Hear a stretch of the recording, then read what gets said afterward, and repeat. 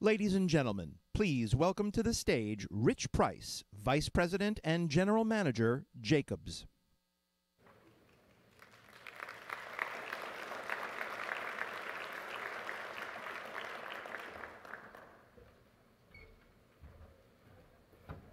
Thank you, everyone, for that warm introduction. I appreciate that. And this is kind of, I guess, the last event for a great conference. And so I want to say that Jacobs have been a long-standing member of FCA and of this INSS Summit. And so we greatly appreciate the opportunity to be here to share with the government, with industry, and with all of our partners about how we meet the strategies and the challenges that we have in the future. And it's a great opportunity to be amongst such great professionals, to include those professionals that are sitting on the stage today, and one that I have the honor of introducing, the moderator, Ms. Susan Kelly. Ms. Susan Kelly is the founder, CEO, and publisher of Cyber Brief. The Cyber Brief is a national security media outlet that publishes expert analysis and insights on national and global security issues. Ms. Kelly is also the founder of the Cyber Initiatives Group, a new cyber ecosystem of national security experts that provide broad national security expertise against the cyber problem. In addition to these groups, Ms. Kelly also produces the Cyber Briefing Annual Threat Conference. It is a great pleasure for me to welcome Ms. Kelly to the stage. Thank you very much. Thank you so much. It is an extreme pleasure to be here. I'm very grateful to INSA and FCA for an incredible 2 days. If you sat through most of the earlier sessions as I did, I walked out learning something and thinking a little bit differently about how the government and the private sector are looking at threats moving forward and how important that engagement is, but also how important innovation on that is. So my thanks to INSA, Suzanne, Tish, thank you so much. Your teams are incredible. And it's so nice to be able to be here. It's always a little intimidating to sit on a stage with someone who has the record of service and knowledge and just sheer guidance on cyber issues as Chris Inglis does. As most of you know, he was named earlier this year as the new National Cyber Director, which is a new job that was created. Can we say specifically for you? With you in mind? I would say that. For those of you who know Chris, he has served in the National Security Agency for 28 years. So he brings an incredible amount of knowledge to this role and knowledge of the very hard problems that are out there. So Chris, welcome, and thank you for being here. Thank you, Suzanne, and thank you to INSA. It still has a very warm place in my heart. It's a pleasure to be here. So you are a man who loves a challenge, apparently, because you walked into a brand new role without a lot of clear definitions about what it is yet. I know you're working to define what those exact roles and lanes will be, but you did it at a time, Chris, where there's a lot going on. There's a lot of stress and pressure in terms of some of the recent attacks that we've seen. SolarWinds, of course, was a huge one. We've had Hafnium, we've had, I don't need to list them, you know what they are. I'll start to cry. I was gonna say. So you've walked into something big at a time when the country needed it. Are you getting there just in time? Are we behind already? Should this office have been created a little bit earlier? Like, well, let's start with the positives. The positives is that this is not a bipartisan issue, it's a nonpartisan issue. Yes. What I experienced in going through the confirmation process, and I know there's some number of people who've done that in the audience, was in no way, shape, or form what your traditional confirmation process would be. There was nothing that was challenging or combative about it. It was all about how do we actually hurry talent to this problem. The second piece of great news is there's a lot of talent in this space, both in the private sector and in the public sector. So I didn't enter a vacuum. I joined a team that was already on the field, and quite a lot of not only good, deep, sharp talent, but comity, folks who want to lean in and collaborate and integrate. So that's the great news. The sobering news is that the threat is all the greater than I can ever remember. The audacity, the brazenness, the thresholds have been crossed at every turn. And so we're in a difficult place. Mm-hmm. One might say that everything that we depend on digital infrastructure for is challenged. Not just data and systems, not just critical functions that are abstracted from that, but our very confidence is challenged. When you see what the response is to citizens up and down the eastern seaboard to the colonial pipeline, that's a challenge to confidence. And so all of that then kind of is under attack, under duress. And so I think the greatest challenge is not to figure out what the technology is, there's a lot of that, or not what the talent might be, there's perhaps enough of that, not enough of that, but there's enough to make a difference. It's how do we put all those pieces together in a coherent, focused way to make the difference that even the arithmetic sum on most days doesn't, but get to a place where those add up to greater than their arithmetic sum. I think that's why the NCD was created. I'm confident that that was the intent of the Congress, the intent of the administration, is to figure out how to create the context within which all of these pieces, all the parts might make a bigger, better difference. So in a sense, a lot of people say to me as the CEO of a startup, it's often like you're building a plane as you're flying it. Do you feel that way in your new role? You've been in there 2 months now, a solid 2 months. Take us sort of inside your day-to-day. What's it like? Well, we spend 50% of our time defining what the contributions of the National Cyber Director would be. I've been in it now for 8 weeks, and so we're really in that startup portion. 50% of the time honing those ideas that in part are defined by statute, in part defined by the lay of the land, what's already in that space. You don't want to be unnecessarily duplicative, and in part defined by the threat, the urgent kind of those things that have to be addressed. And we've come to, I think, a pretty good conclusion about what those contributions should be. I can run you through those briefly. The second 50% of my time we spend building relationships. The National Cyber Director will have a budget of some consequence. It will have probably a floor of 75 people if you've looked at the statute. Could be more, but we're not going to build it for size purposes, not simply to establish it for its own sake. I think its principal goal is to enable other relationships, to champion other activities, to create, again, the fabric within which the others make a difference. And so building relationships with CISA, with the National Security Cyber Staff, National Security Council Cyber Staff, with OMB, with all of those usual and sundry suspects that are already doing cyber in this space. That leaves the remaining 50% of the 150% of my time to build the organization. And so we're kind of going through what's required to define the billet positions, to then attract the talent. That pipeline is now open. People are beginning to flow. Had another one show up today. These are names that you would know, but I won't kind of put the names on the table. It's not about trying to figure out, whether the right people are there, but whether we're achieving the right functions. And so I'm confident that we're kind of coming up to a breakout moment, but not for the Office of the National Cyber Director, but rather for the contribution that we can and should make. And so I'm optimistic. As much as I'm sobered by the nature of the challenge, I'm optimistic that we can make a difference. And have you had conversations with the President about sort of how he sees this role developing and what his priorities are in cyber? I have. He's been crystal clear about what his priorities are, which is that the government has a role to play in the defense of the private sector. The government has a role to play to assist the private sector in defending critical infrastructure in particular, and that the government has to get its own house in order first. Right? We have to make sure that as we build and operate digital infrastructure, and as we do the things necessary on top of that to defend that, we operate with unity of purpose, unity of effort. So he's been crystal clear about that, and he's given some of his time, even during all of these other challenges, right, to hosting CEOs and others in a highly collaborative venue, not one-on-one, but one-on-many, to essentially deliver the message that we, not he, not I, but we, have work to do. Let's talk about that, because the President did host a meeting that you were present at the White House the last week in August, I believe, where he brought in some of the leading executives from the private sector who are all invested heavily in this space. It's all the names we already know as well.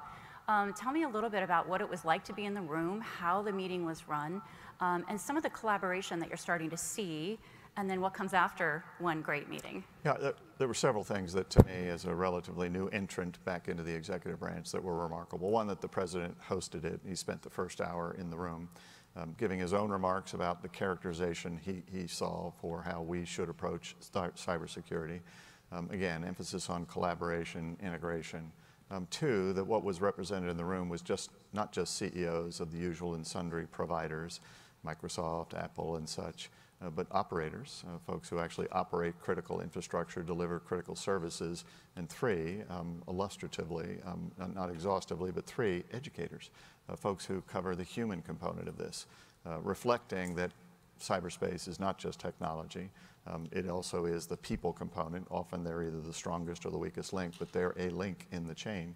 And we have to get the roles and responsibilities right. The doctrinal components we have to get right so that we can collaborate and integrate properly. So the discussion was really about that last piece of what can we do, what can we collectively do to make a difference, to make a dent on this. President chaired the first hour. We then had breakout sessions that essentially went down into some more specifics. I had the pleasure, the privilege of hosting the education session where we talked across training and awareness and education. What might we do that would make a difference in the creation of the talent base that's required to achieve our aspirations in and through cyberspace? Similarly, for critical infrastructure and for the development of the underpinning commodity infrastructure, there were discussions and other breakout sessions, and we all got back together again to say, now that we've had this kind of this happy moment, we've all gotten our White House candy, what do we do next? You know, what is the outcome of this? How do we actually sustain this over time? Which I think is going to be the ultimate test. Not that we had the meeting, but that something comes of the meeting as we go forward. And there are only so many spots in the room, and this has to be something that's extensible and extended, right, to the rest of the ecosystem, much of which is represented in this room. And so I have to figure out how do we actually take that and make it such that everybody can find a place on that line. And any ideas in terms of, because I think people are anxious to see what you build out of these first initial positive steps. So I think I'll harken back to the Solarium Commission, which I think is a really nice bipartisan effort, and it involved both the executive branch, the public sector, the executive branch of the public sector, the legislative branch, and a lot of the private sector. Tom Fanning was a commissioner, remains a commissioner. He was in the session on the 25th of August, and it called out for 3 broad efforts, sometimes called layers, sometimes under the rubric of deterrence. That's a somewhat perhaps distracting term, so let me just say kind of under 3 broad efforts. First is we have to actually make it such that the ecosystem, the cyber ecosystem, is sufficiently resilient and robust that it's a harder target. And there are 3 dimensions of that. We've got to get the technology right, we've got to get the people piece right, and we have to get the roles and responsibilities right. The premise of that is we want to make it such that if you're an aggressor in this space, you've got to beat all of us to be one of us. The second part is you have to actually defend it. Having set up a defensible proposition, no system is going to be secure. We've learned that the hard way time and time again. At best, it's defensible. You then need to actually defend it. That's a human effort. That's a collaborative effort. That's an integrative effort. Not just IT, but OT as well. Huge discussion of that in the room. So how do we do all of that? And then third, we need to align actions to consequences. I say it that way. It's normally said we need to then impose cost. But we need to make sure that there are rewards for good behavior and that there are consequences of a negative sort for bad behavior, and that those are done with sufficient time certainty in using all instruments of power, that we have a reasonable proposition that we can change the decision calculus of people in this space. I'd like to change the decision calculus of the good guys and gals in this space such that they take a meaningful role in their own defense. I'd also like to change the decision calculus of those who transgress in this space, whether it's nation states who harbor or allow in a permissive way the transgressions, or whether it's the criminals themselves that have been responsible for things like ransomware, which is illustrative but not an exhaustive depiction of what's taking place here. So I think that's what we can and must expect coming out of this, is that we figure out how to actually advance those 3 strands of effort which are concurrent. No one of them is going to be sufficient in defending this space. What is your sense, and I'm just going to ask you a very blunt question, but what is your sense of this sense of urgency? When you have a government that is very large, you have a government that's still trying to keep up with, let's just take ransomware threats for one example. Ransomware threats aren't waiting, they're pervasive. We thought 2020 was the year of ransomware threats until we got into 2021. It's a wake-up call. Is government moving at the speed it needs to be able to keep up with the threats? And is there anything that your office might be able to do about that? Government is moving at speed. The question is whether it's the necessary speed. I don't think anyone's moving at the necessary speed. There are some that are moving at light speed, but at the end of the day, what we need is an integrated, collaborative approach. And it's not going to be a unity of command. We're not going to put everyone under some battle captain and find out that's the way to glory. But I don't think that there is yet a universally felt sense of urgency such that all of us will then get our heads in the game. And I wouldn't say that it's complacency as much as it's people have sometimes come to the conclusion, this is a big deal, but so-and-so needs to fix it. That person over there needs to fix it.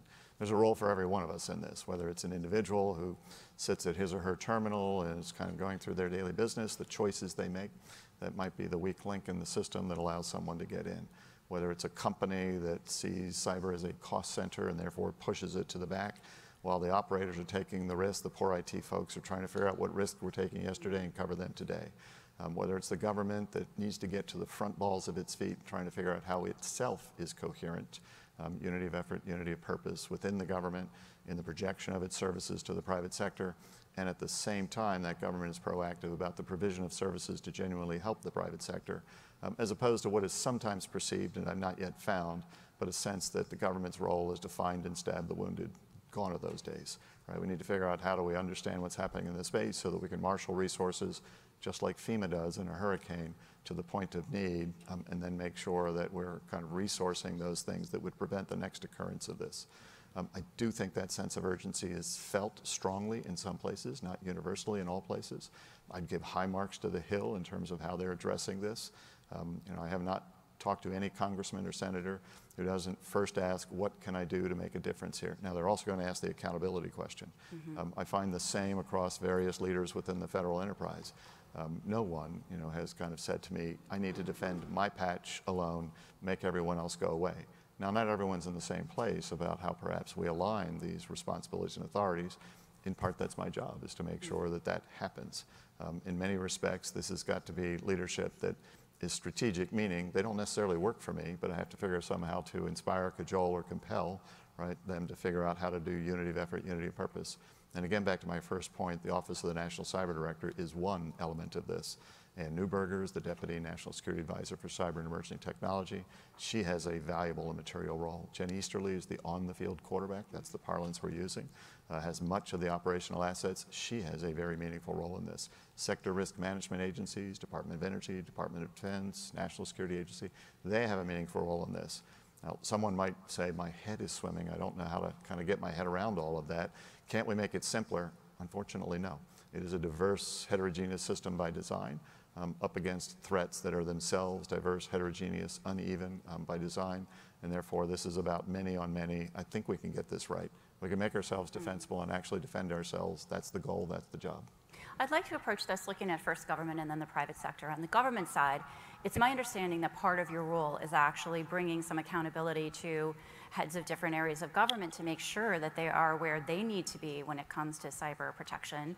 And you even have some insight into budgets that are put against cyber, if that's right. Can you talk a little bit about? That's true. That's the nature of how that authority, that soft power was carved out by the statute, which requires the National Cyber Director to account for cyber dollars, the purpose for which they're spent, to track those, to see whether the execution matched the aspiration. And then I think beyond that, to make a statement about whether that's in fact the right application of dollars, to not simply argue about what was executed, but to make an argument for what would be sufficient or necessary in the future. The Congress clearly by statute expects that there will be a report of such things. I think that we can also use that and intend to use that within the executive branch to first make sure that we've got the right strategy, that we've got the right execution of those dollars. And that's not just dollars for technology, that's dollars for training, for awareness, for the subject matter expertise. It's dollars for how do we get the doctrine right.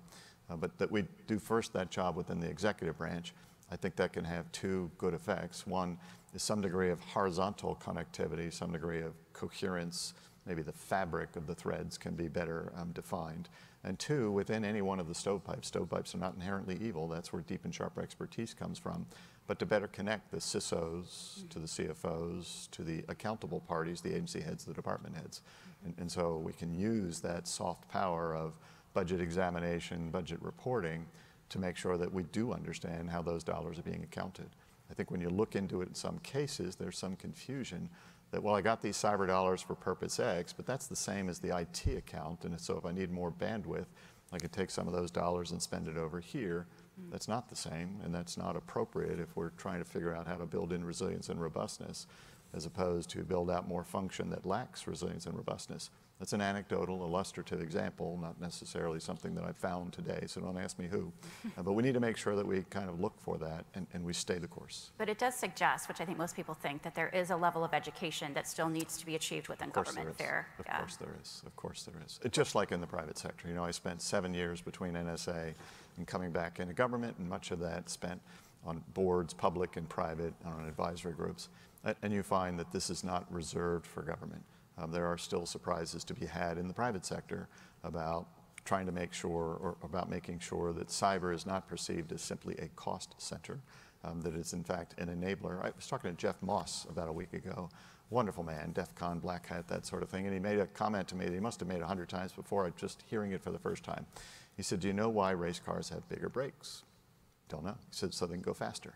So we need to think that way about cyber, right? We need to invest in cyber so that we can actually enable the mission, not hold it back. I think that education is perhaps the first and foremost education to be had about cyber, and then to make sure that the accountability is right, align that accountability, harmonize that. We can't take risk in one place and expect someone in another place to simply be the mitigator of risk they didn't understand was taken in the first place. And then to operate in a collaborative fashion such that we get away from divisions of effort, which are an agreement to not collaborate and allow adversaries to pick us off one at a time. I know that sounds complicated because it is, but that's the road before us. Yeah, it sounds like you have a very well thought out strategy.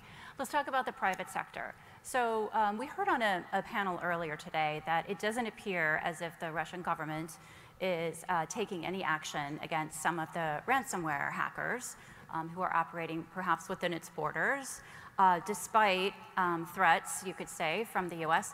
One of the parts of your job as well is to advise the president on policy. How would you be advising the president right now when it comes to ransomware that may be, let's just say, given safe harbor within nation-state borders?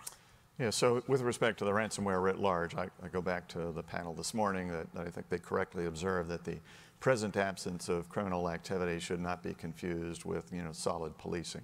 Right, so we kind of, maybe there are other reasons why they've gone cold and might then reemerge somewhere else.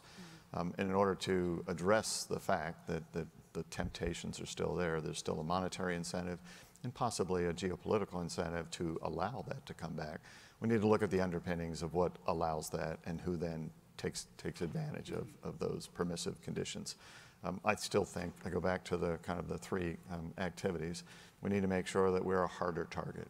We need to make sure that our technology and our people and our doctrine are kind of fit for purpose, and make it such that if you're going to make a ransomware attack on me, you can't get my secondary store because it's off-site and it's simply at the moment offline, right? You can't spend a month trying to figure out how to insinuate self into it because I've taken measures to make sure you simply can't get access to it.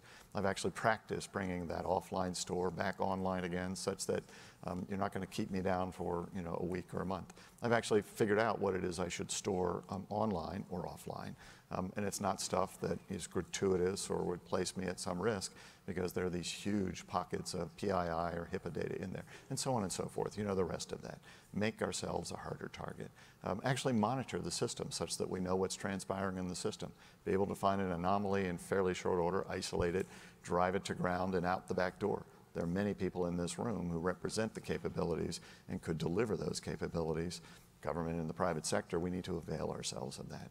And finally, we do need to align actions to consequences. There is a sense that we can perhaps fire some cyber bullets and kind of shoot our way out of this. That will be useful in certain circumstances. If I had a clear shot at a cyber aggressor and I could take them offline, I would advise that we should do that so long as the collateral effects were acceptable. But at the end of the day, that's only going to kind of get rid of the clear and present immediate danger. That's not going to affect the leadership that allows this to happen. So we have to figure out what is it that matters to Putin and the oligarchs, and how do we change their decision calculus? And so there's a larger set of initiatives that have to be undertaken.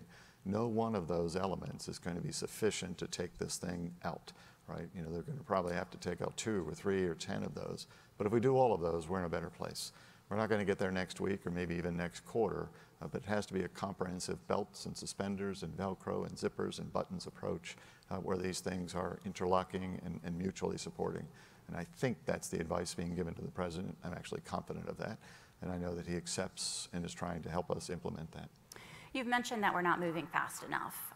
And you've also mentioned in great detail the complexity of the issue that we're dealing with, how important it is for the government to work with the private sector.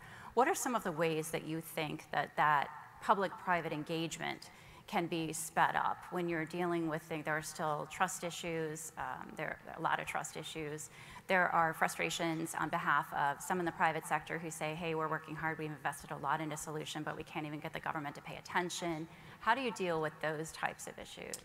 Several ways. First and foremost, the government has an obligation to get its own house in order. That's not to say that anyone has intentionally got it out of order, but we need to make sure that we've got federal coherence. I know you've heard me say that term before, but unity of effort, unity of purpose needs to start at home. So do we build our digital infrastructure within the government according to some common standards? The executive order that was issued in May, I think was a really nice piece, solid piece of work. It was done before I got there. Essentially has begun to say, these are the common expectations about the hardware, the software, the practices that we must undertake in that space. So we can begin to have a platform in which we might achieve unity of effort, unity of purpose. Go further, right? If we have sector risk management agencies who engage the private sector for the purposes of supporting, engaging the critical components of that infrastructure, you need to make sure you don't need a PhD in government to know who to deal with and what you're going to get from them. And you don't need to run the gauntlet of all the various sector risk management agencies to know what the government knows. And so there has to be perhaps some coherence in that regard. Make us worth collaborating with. And then, oh, by the way, as a byproduct of that, make it such that the government is putting valuable material on the table. Right? It might be our convening power. It might be our ability to perhaps address reduced liability. It might be our ability to give you a clue as to what might be coming around the next corner, because the government has access to exquisite intelligence. It might be that we put that on the table in time for you to do something about it. Which then that leads to the second point, which is that if that's set up as the possibility, we need to have a venue where that collaboration actually takes place. Information doesn't collaborate, people do. What the Department of Homeland Security has done within CISA, right, the Cybersecurity Infrastructure Security Agency, in establishing their Joint Cyber Collaborative, JCDC for short, I think is a brilliant move to say, under the law that recently allowed this to happen, let's put people from the private sector and the public sector side by side to co-discover threats that hold us at common risk. That might set up the possibility of implicit collaboration in what we then do with that common operational picture. As off that floor plate, a proprietary entity might then enrich that, make it proprietary, and deal with that inside their system. And the government might make it enriched and perhaps classified to deal with it in their system. But let's start by building a common operational picture. This builds on what our British colleagues and others have done, which is to kind of try to figure out how to do collaboration at the lowest possible level, build those relationships that then get all the stronger as you encounter a contingency or crisis, and then those relationships will see us the rest of the way.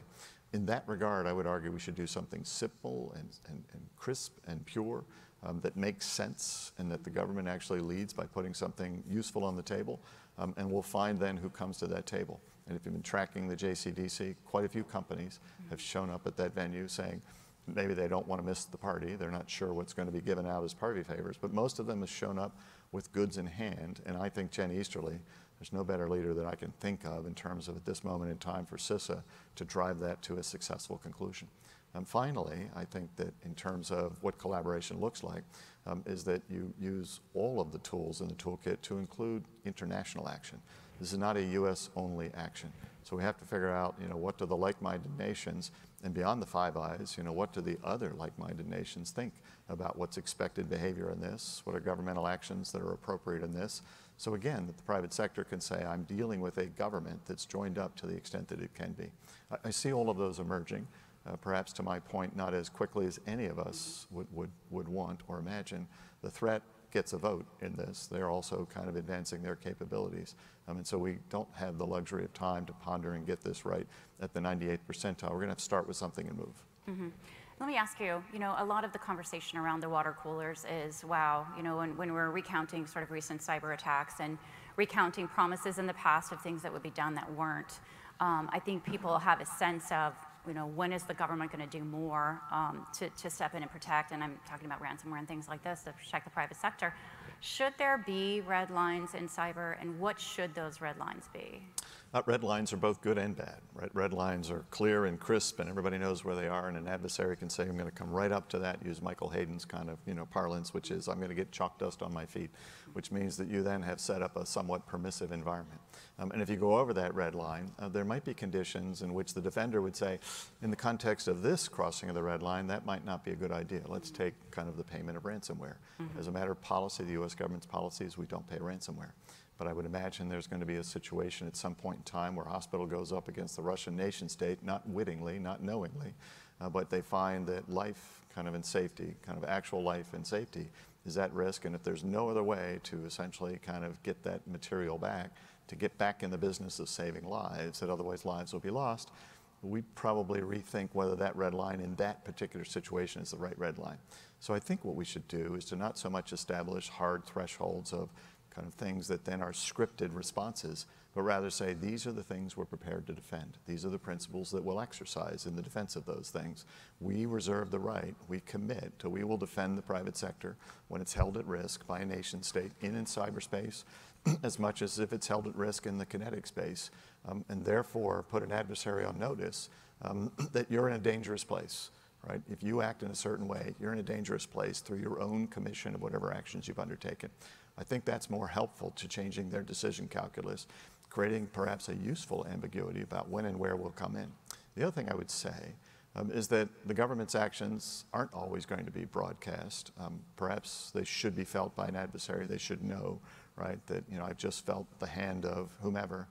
But in some cases, it's not helpful to broadcast those for all mankind to see for the reasons you can imagine.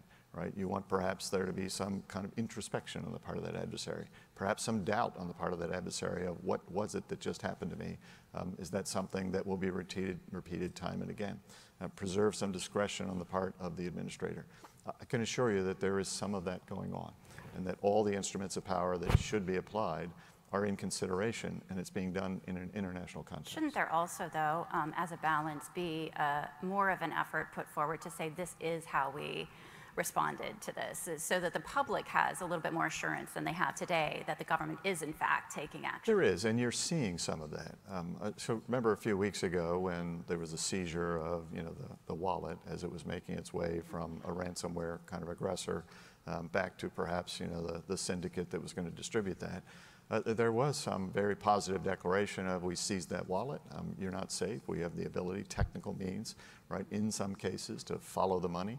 And in those cases, we will seize it, right? There have been indictments that have been quite public, right? There have been perhaps some kind of cyber activities that have shut these activities down.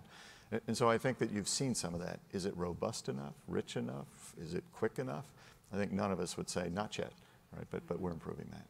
I'm supposed to not be a total pig with all the questions up here, so I'm going to share and let some other people ask questions too. Go to the water cooler. Before I do that, I do want to ask one more thing about an issue that I know INSS spends a lot of time studying, and I know is a serious issue faced by both government and the private sector, and that is jobs. There is a major gap in the number of cybersecurity jobs that are needed if all of the things that you've talked about here today are to come to fruition.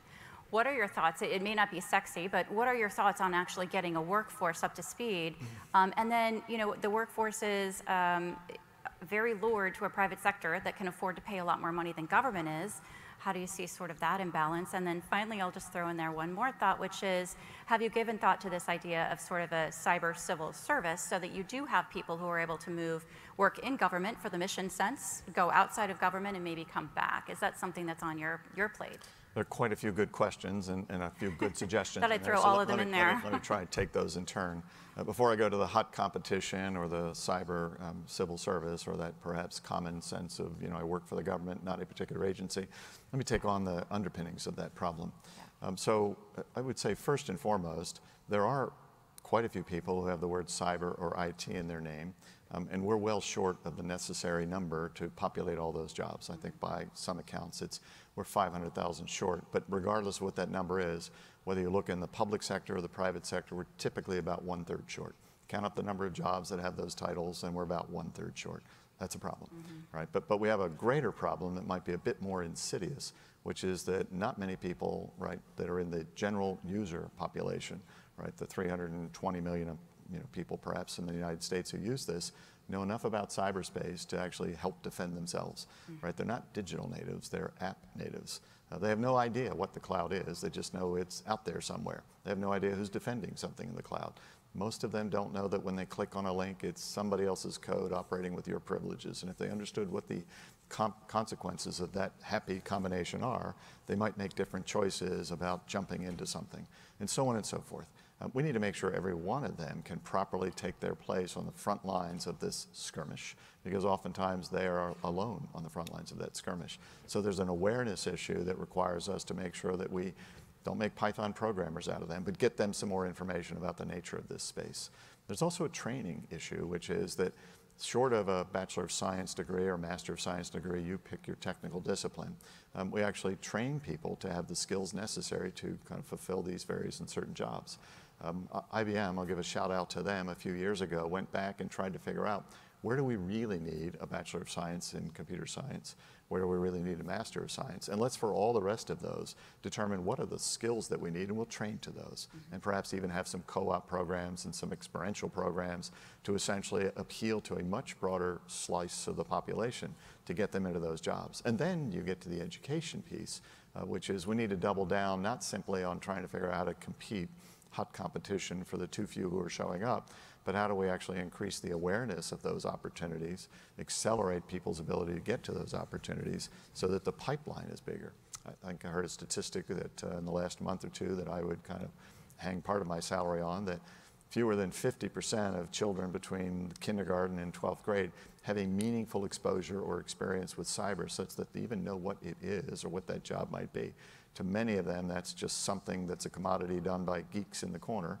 And they would no more undertake a career in that than they would in, say, nuclear technology. I know there's a precious few that would. My own son was one.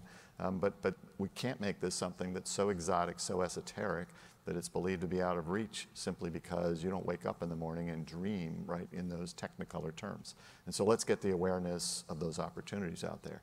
That then leads to the question you asked up front, which is how do we address the competition? I think there are several ways to do that. One, we need to redouble our efforts to make sure that people are first fulfilled by the job they undertake and then fairly remunerated for that. That actually is the secret of so many places in the public service, and frankly in the kind of in the private sector, where you can't afford to pay somebody kind of hand over fist, but you give them meaningful access to fulfilling work. You make sure that they get the feedback that says that you matter. And then you kind of make sure that you sustain them across a career track where you're investing in them as much as you're investing in the company itself. At the National Security Agency, where I did spend 28 years, we spent quite a lot of time trying to make sure that the professional feedback was hand in glove, as powerful and compelling as the remuneration or the benefits, whether that's education or salary itself, and had a reasonably good track record of retaining those people. Now, you mentioned something that might perhaps kind of suppress the kind of the war for talent, even within the government, which is some sense that you're part of a larger service, a cyber service, and you might at this point work for the Department of Homeland Security. You might, in the next iteration of your career, work for the Department of Agriculture. I think that's a really good idea, and it's been recommended a number of times, and hopefully we'll be able to bring that to the table and think our way through that. Frankly, the career I had at the National Security Agency, where I might say that I had 8 distinctly different jobs, it was all part of a single career track. I always worked for the National Security Agency, and I could take my talent from job to job to job and not lose a sense that I was building either a profile or a reputation writ large in that larger community of interest. If we did the same thing in cyber, I think that we would have a better experience in terms of how those people feel about their attachment to something bigger than themselves, and also perhaps a better ability to then retain those, right, without a sense that they thought they were living in too small a stovepipe or too small a pond and they needed to jump to somewhere else. You mentioned that you led the education component of the meeting that the president called at the White House recently with the tech leaders. Is that something that came up? I mean, do you sense an interest on behalf of the private sector for a cyber type civil service like that maybe the private sector would be able to take some of their funds and help support? I'm just curious. You know, there were several themes in that. Again, you know, it's a complicated landscape, meaning I could talk for 10 minutes about this. But I would say that I found the educators in that room, there were some traditional educators, meaning university systems, non-traditional, kind of girls who code or code.org, who simply say, look, I don't care where you are or kind of how you're situated physically. I'm going to find you via the internet and appeal to your interest, kind of pick your interest. And community college, which is a bedrock foundational element of how we get people from high school to jobs in this country when you think you need some amount of education. And the marriage that they have, not simply with the population that they serve, but with the industry that would then acquire those skills, was impressive. And that's a part of the secret sauce, which is how do you create tracks from an educational kind of opportunity to the actual, not front door, but to the actual job, right? Some kind of place where they'll actually do that work. And getting some experience that overlaps, right? Such that while you're being educated or trained, you can achieve some hands-on experience, because so often, somebody with a Bachelor of Science, Computer Science shows up and they're immediately turned away because they have no experience. And I've seen some situations where that would occur. That sounds unusual, but that does happen. How do you then overlap those? And those educators are quite thoughtful about having the relationship, whether it's in a local or kind of a national scene, to make sure that there was some tying together of the demand and the supply at the same time. Again, there's no one thread that's going to solve this problem. We have to actually address all of these things to make sure that the ecosystem is turning out what we need. Part of the problem is that the pie isn't big enough. Let's make the pie bigger. Part of that pie getting bigger is that the awareness isn't broad enough. Let's make the awareness broad enough. And the diversity that we will then get for that is useful in so many ways, not simply to make the pie bigger, but every head on the problem will make it such that you got to beat all of us to beat one of us, and it's a pretty powerful intellectual dynamic that we built. Let me get to some of these questions, Chris. Here, one is on disinformation. Despite all its benefits, cyberspace is also the chief enabler of disinformation. How do we get in front of this? That's the question. That's a great question. I'm not original on this, but I would just say that I've heard this described this way before, which is 3 waves of cyber threat that we've experienced. Maybe there's 10, maybe there's 2, but 3 is a good way to think about it. 30, 40 years ago, remember when we thought it's all about the data, it's all about the systems, confidentiality, availability, integrity. Kind of is the data itself safe, or the systems themselves able to present that back to us? That moved on to a second wave that didn't go away, but a second wave came and was overlaid on top of that. We began to think about the abstraction of that into critical functions, and it was about the defense of the critical functions. If you were thinking about wave 1, it's about hardware, software, perhaps some protocol in terms of behaviors on top of that to make sure you're defending that properly. Think about that second wave. That's about collaboration. That's about organizations who essentially collectively create the kind of supply and the transmission of that supply and the consumption of that supply. It's about IT and OT coming together in the hands of very many people, right? And what you have to actually do is to figure out, how do I create some meaningful integration and collaboration, right, in that ecosystem? The third wave, one that we're perhaps still getting our heads around, and pun intended, is this attack on confidence. If you think about what the Russians were doing in 2016, 2020, I might argue that they probably didn't care as much about changing an actual vote as they cared about convincing us that they could or that they did, right, such that we would then doubt the integrity of the result. Leaving aside, I'm with Chris Krebs, I think that the 2020 election was the most secure election conducted in this nation, but leaving aside an argument about the merits of that argument, right, the mere fact that we have some doubt or that there's some lack of confidence universal across our population, that's an issue. Cyberspace can hold confidence at risk. It's harder for cyberspace to essentially solve the entirety of that problem. To solve the entirety of that problem, you actually have to have a bigger, better, more transcendent idea. You have to have a powerful idea that motivates you to say, no, I actually have great confidence, right, in the system or in us. And that probably requires some amount of critical thinking training, maybe some civics training, so that we understand what it is that we hold near and dear, and what it is about that we believe is still good and kind of has the robust and forward progress. It probably requires some degree of attribution. Not content management, but some attribution. If 5 Russians can pretend to be 5,000 Americans in a chat space, I'd like to know that, right? So that using my critical thinking skills, I can say I can discount this, or perhaps kind of count this as how Vladimir Putin feels, but not necessarily kind of people that are in my ecosystem. So we can actually help address some of the problems in cyberspace in that third wave in the confidence. But there's going to be there's more that we have to do. And I would say that the leadership life force, the transcendent idea life force, going back to just the basic blocking and tackling in our kids and our adults of critical thinking skills and maybe some solid civics training, that's going to be required as well. Cyberspace helped create this problem. It's not going to entirely solve this problem. Unfortunately, we don't live in a world where social media encourages critical thinking. So I think we have to figure out how to Remember the days when we thought the internet. Social media. Remember the days when we thought the internet would be an inherently democratizing force. Yeah. When those North Koreans get a hold of the internet, Katie bar the door, Kim Jong-un is going to run for the hills. It might have just the opposite effect. Yeah. You know, as opposed to being a broadcast where, you know, everybody gets the same information, you can tailor that. If you woke up with a bias this morning, I can incentivize, I can increase and perhaps kind of strengthen that bias by evening. And if you don't like what you're hearing on the broadcast channel, you can find the channel that you do prefer. Right? And so it might be that it's a way to divide and conquer in the hands of the wrong party. We need to figure out, without modulating content, it's a free and open society, we need to stay that course. How do we actually make it such that it's also a tool in the hand of democracies? I don't think we've talked enough about critical infrastructure, and I wanted to ask you, I think the Colonial Pipeline hack was interesting because it showed that maybe even some of these ransomware groups understood when they went a little bit too far. When we were talking about long lines waiting for gas in parts of the Southeast and other effects that were sort of swelling this mass anger that finally reaches Washington at one point or another.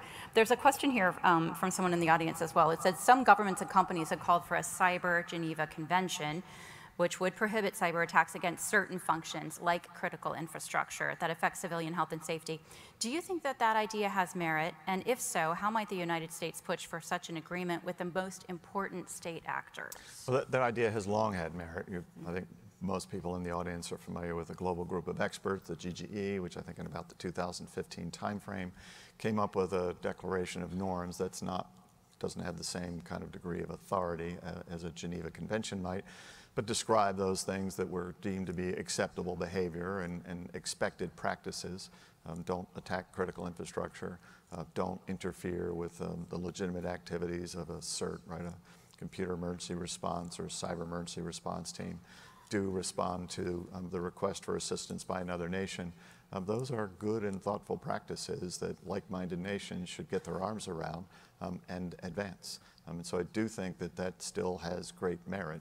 Whether that ultimately takes the shape of a Geneva Convention depends upon whether we can muster the sort of confidence within this and other governments that it's ready for prime time and that that will be enough, right, to dissuade or be a bulwark against those who will ruthlessly run across that. But I do think that it's a good idea to try to figure out what the expectations in this space are and what the consequences could be. Short of declaring the kind of red lines that I talked about earlier, we need to make it clear what we're prepared to defend and what the principles are that would guide our defense of them. So you have some experience with Congress. Here's a question about Congress, which we all love to talk about. How many congressional committees oversee cybersecurity? And assuming the number is too many, how can Congress provide effective oversight of the government's sprawling cyber apparatus? The answer is many. So cyber has tendrils into so many things, and given that we not only have an Office of the National Cyber Director, which has congressional oversight, we have the Department of Homeland Security, which has principal responsibility for the critical infrastructure, the defense of critical infrastructure in partnership with the private sector, and we have sector risk management agencies, and we have any agency that has digital infrastructure responsible for its own internal house. Necessarily, that oversight is spread across a pretty broad kind of swath. I think that what I have experienced so far, touch wood, is that there's generally a pretty joined up sense on the Hill. I frankly, it's hard for me to detect whether I'm dealing with someone who's center left or far right. When I'm dealing with someone on the Hill, they ask the same questions, they expect the same answers. There's some degree of comity and collaboration between the various kind of committees. It's not perfect, but it's actually admirable to the extent that it's required. And so I think kind of the point of departure, kind of what's that old phrase, we're going to start here and the path out is through there, right? I think the point of departure is that what I would expect in the near term is some degree of meaningful collaboration between them to make sure that if they have a big idea, that they try to figure out who else has jurisdiction that might advance that big idea. Breach kind of notification might be one of those, and that there's some degree of interaction such that we can cleave off the best ideas, kind of implement those in a package and go forward. So is it perfect? No, but that's actually the kind of the model that we've been following for these many years, now on about 250. And so I think that, again, and we're going to have to figure out how do we preserve some unity of effort, unity of purpose, not necessarily unity of command in this space. One of the things that you did when you were testifying during your own hearings earlier this year was talk about budgets and capabilities. So we have a question here. One of your principal roles will reportedly be to influence the allocation of resources across the government. So what government cyber functions require significant investments in resources, and what are our most critical gaps in capabilities? Yeah, so yes, the statute calls out for a budget overview, budget review responsibility on the part of the National Cyber Director. Don't have the authority to move money, but do have the responsibility to account for cyber money. And in terms of where are the most critical gaps, probably two come immediately to mind. One is that the digital infrastructure, the literal stuff, hardware, software, firmware, it's not built to common standard. It's very uneven. If you read the executive order about the declaration that within some time certain measured in months, we have to install these basic practices, multi-factor authentication, encryption of stored material, so on and so forth, you get a sense as to that's a challenge. That's a potential vulnerability for us, and we need to make sure that we make the investments necessary to buy down that lack of investment for so many years, right? So that's got to be done. Two, that there is perhaps there is absolutely a talent gap in terms of the number of people required, right, to occupy these jobs. But I'd go back to say it's not simply the folks that have IT and cyber in their name, but generalist cyber awareness. And there's some expenditure of resources, in some cases time and attention as much or more as money, but there's some expenditure of resources that's required to get the awareness right on the part of the truly accountable parties, agency heads, department heads, make sure that they understand it's not a cost center, it's an enabler on the part of all the users so that they understand what their roles and what the accountability of that is. And then finally, of course, let's fill those jobs, right? Make sure that we have the necessary resources, the training, the pipelines, create the bigger pie, create those pipelines, get those folks to work, give them feedback so that they stay, create perhaps a greater community of interest so that they feel like they're part of something bigger than themselves. Those are the two big things, I think, for which money is required. At the end of the day, I think the Congress has been quite generous thus far. I have an expectation that that can and should continue, but for now we need to make sure we make best use of the money already on hand. I'm wondering if as we get ready to sort of wrap up our conversation today, I'm going to give you the opportunity to make closing thoughts as well. But first, before we do that, I want to talk about the poster that you told me that you have in your office. Tell us about the poster, and then I want to talk about why you have that in your office, and then I want to talk about whether there are any lessons for the rest of us. Well, some number of people, maybe everyone in this room has been a part of a startup, and you probably all had this poster, which is hours since the last surprise, right? Not hours since the last job site accident, but hours since the last surprise. And so we being a startup and having perhaps the too few resources at the start, not understanding how all the wickets are run, we have our occasional surprise. And so, I mentioned, the 50% of idea building, 50% of trying to figure out how to build the relationships. The remaining 50% is how do we then navigate a system that we weren't born into or haven't got recent experience with. So there's some amount of that. I would say that when we encounter those surprises and we go to someone who's got the deep and sharp expertise to help us navigate that, we get what we need. But we're not a full functioning, full featured, fully capable organization yet. And so we are trying to, I think we're trying to build somebody else's airplane while we're kind of falling, we're in a free fall kind of from our own airplane. We've got a parachute, we'll pop that parachute, we'll be fine, we'll land safely. But it is a bit of a challenge, and one that I relish, because I worked at NSA. Yes, so clearly you love challenges. Right. Can I ask you a personal question? Yes. Do you have, sort of within your circle, a board of people you call for advice? And you don't have to name names, but have you sort of built that around yourself so that when you're facing something that maybe goes just beyond what you have experience doing, that you rely on?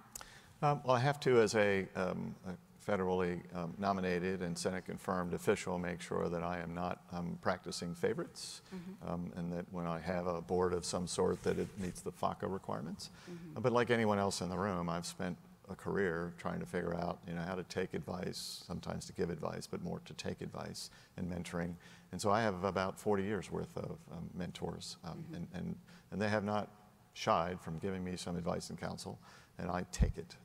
And so whether it's in a session like this where somebody buttonholes you in the corner and says, have you thought about, you scribble that down on that mental blackboard that you carry around with you. And so yes, we will somehow formalize that, not in ways that are ambiguous or indiscreet, but we'll formalize that to make sure that we can somehow, or so that we can with some degree of precision and some degree of fidelity, tap the expertise of the various components of the private sector, of the public sector, of the education sector, so that we have organized, structured means to acquire information, take advantage of all the best ideas, assimilate those, synthesize those, apply those. But yes, there are some number of people who ring me up and give me some advice, and I take it. I asked that question because I think, what we've been talking about for the last hour on the stage is thinking differently about cyber, and then how you're taking different thinking and how you're implementing it into processes that are going to be effective for your role in government. So I do think that it's interesting to talk about the ways that we, whether we're sitting out there in one of the chairs, whether we're working in the private sector, can sort of build collaborative, ongoing conversations. So it's nice to know that you still engage in that as well. I must. Yeah. Any sensible person would and must, and I do. Yeah. So let me ask you, we've got a few minutes to go here. Some closing thoughts. I don't know when you're going to get the funding that you need. I don't know when you're going to be able to get to the level of staffing that you need. What are you thinking in terms of timeline? And then give us something hopeful to look forward to about what we might be seeing out of your office and out of the government when it comes to leadership in cyber, because I think we're always looking for something hopeful in cyber. In terms of timing, my bet is that the Senate, or anybody who's been tracking the creation of this office, would want it to have been stood up and robust, kind of a step function on the day that we showed up for work. It's not the nature of things, and actually it's been a semi-silver lining in that otherwise challenged space to have the time to think about how we would apply the resources that are coming our way. And so we've used that to good effect, with the advantage of so many others, both in public service and in the private sector. And so that month or two, I've been on the job now 8 weeks, that month that we kind of spent right up front just trying to get some kind of foothold, followed by a month of thinking, deep thinking, I think has been quite advantageous, such that the resources, when they begin to flow to us, people are showing up this week. Those resources begin to flow. We know what we're going to do with them, and the relationships are established such that they already begin to make a difference for the other end of that relationship, not simply to establish the Office of the National Cyber Director, which is not sufficient. It might not even be useful to simply establish the Office of the National Cyber Director. It needs to be built for something else. It needs to be built for some other purpose. And so I'm actually kind of quite pleased that we've had the chance to think. We started off on a run. We're now approaching a sprint. Hopefully we'll get to warp speed. And what might you expect in the future to say that this is justified? 4 things, right? An improvement in federal coherence. I've mentioned the various and sundry ways where that could be manifested. 2, an improvement in public-private collaboration, not executed necessarily by the National Cyber Director or the Office of the National Cyber Director, but we'll champion that, we'll shine a bright light on that, we'll advocate that to ensure that the resources flow to that. And so I would look to the CISA at this moment in time to say that's a place where we're championing that and working with Jen Easterly, she's terrific. We're going to make that happen, and we're going to make sure that the sector risk management agencies participate in that, such that we get a full-featured collaboration between the private sector and the public sector. 3, the budget oversight, such that the Congress can better account for the dollars that have gone into the murk, right, within the federal enterprise, and that within the federal enterprise, we ourselves have a greater clarity as to how those dollars are being expended and where we're short, where we've got sufficiency. And then 4, present and future resilience across technology and people and doctrine. That has to get better month by month, year over year. And if those things are materially in a better place, and we say that the National Cyber Director has made a positive contribution to that, it cannot alone deliver all of that, but it's made a positive contribution to that, then the monies and the personnel that are allocated to, I think, can justifiably said to have made the difference that was intended. But our measure of success is going to be the success of others for which we're directly accountable. We won't dodge the accountability bullet, but it won't be about having stood up the NCD that makes us proud. It will be the success of the fabric. Chris Inglis, our new National Cyber Director, we very much appreciate sort of the insights. It's fascinating to understand how you're thinking about this and how in some instances you're advising the President on some of these issues already as you're building this office. We appreciate your service, and thanks for spending time with us today. Thank you, Suzanne. Good luck to us. Thank you. Thanks a lot. Thanks. We want to thank Chris and Suzanne for that fascinating and a great, hopeful way to conclude this two-day summit. Please join me in one last round of applause, not just for Chris English and Suzanne and all of the great intelligence and DoD leaders that we've heard from over these 2 days.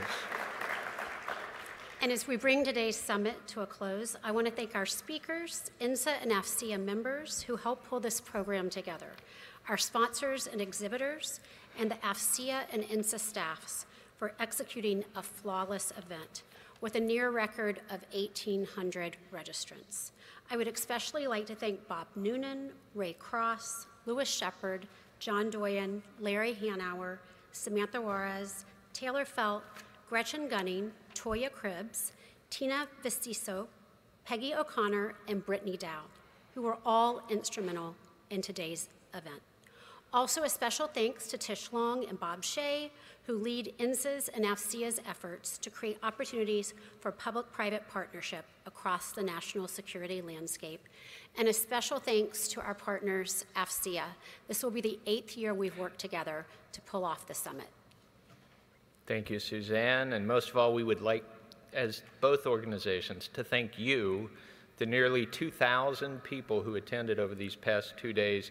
Strong partnerships between government, the private sector, academia are critical to meeting our current and future challenges. By working together, we turn those challenges into the kinds of opportunities we just heard about. Thank you for joining us for these past 2 days. Please mark your calendars now for next year's program. Mr. Inglis, mark your calendars September 15 and 16, 2022 here at the Gaylord. In the meantime, stay safe and healthy, and thanks for attending the summit. Thank you.